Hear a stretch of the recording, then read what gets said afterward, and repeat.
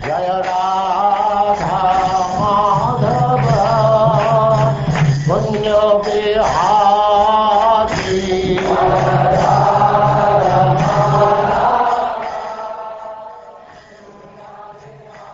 And now chapter 56, the Syamantaka Jewel.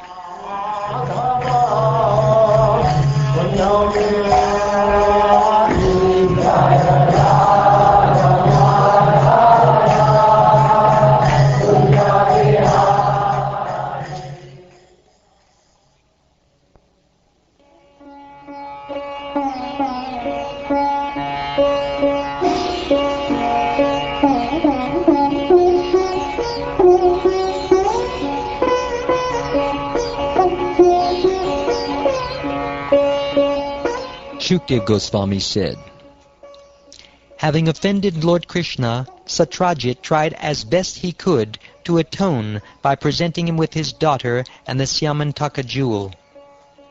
O Brahman, what did King Satyajit do to offend Lord Krishna?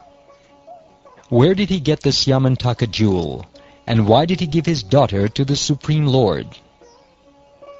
Surya, the sun god, felt great affection for his devotee Satyajit. Acting as his greatest friend, the demigod gave him the jewel called Syamantaka as a token of his satisfaction. Wearing the jewel on his neck, Satyajit entered Dwarka. He shone as brightly as the sun itself, O king, and thus he went unrecognized because of the jewel's effulgence. As the people looked at Satyajit from a distance, his brilliance blinded them. They presumed he was the sun god, Surya, and went to tell Lord Krishna, who was at that time playing at dice. The residents of Dwarka said, Obeisances unto you, O Narayan, O holder of the conch and disc and club, O lotus-eyed Damodar, O Govinda, O cherished descendant of Yadu. Lord Savita has come to see you, O Lord of the universe. He is blinding everyone's eyes with his intensely effulgent rays. The most exalted demigods in the three worlds are certainly anxious to seek you out, O Lord, now that you have hidden yourself among the Yadu dynasty. Thus the unborn sun god has come to see you here. Hearing these innocent words, the lotus-eyed Lord smiled broadly and said, This is not the sun god, Ravi, but rather Satyajit, who is glowing because of his jewel. King Satyajit entered his opulent home, festively executing auspicious rituals. He had qualified Brahmins install the Syamantaka jewel in the house's temple room.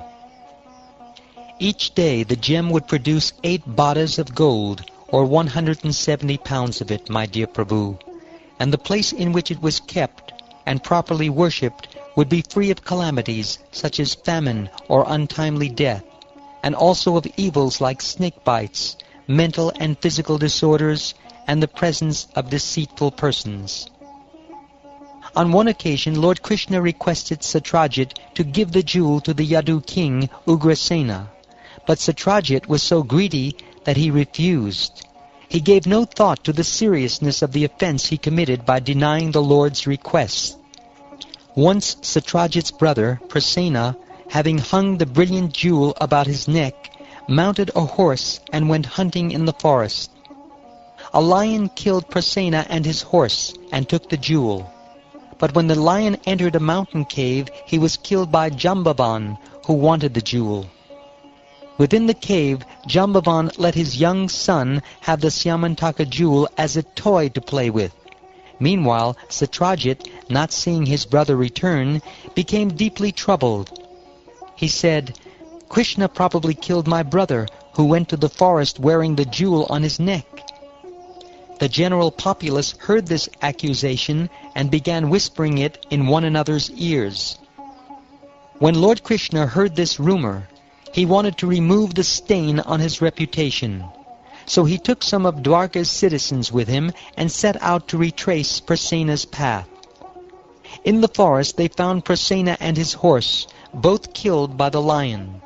Further on, they found the lion dead on a mountainside, slain by Riksha or Jambavan.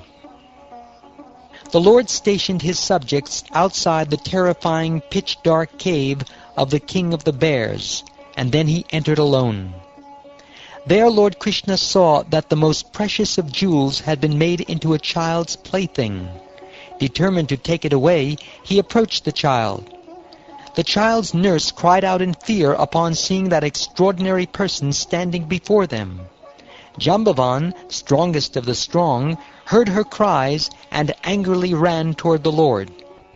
Unaware of his true position and thinking him an ordinary man, Jambavan angrily began fighting with the Supreme Lord, his master. The two fought furiously in single combat, each determined to win. Contending against each other with various weapons, and then with stones, tree trunks, and finally with bare arms, they struggled like two hawks battling over a piece of flesh.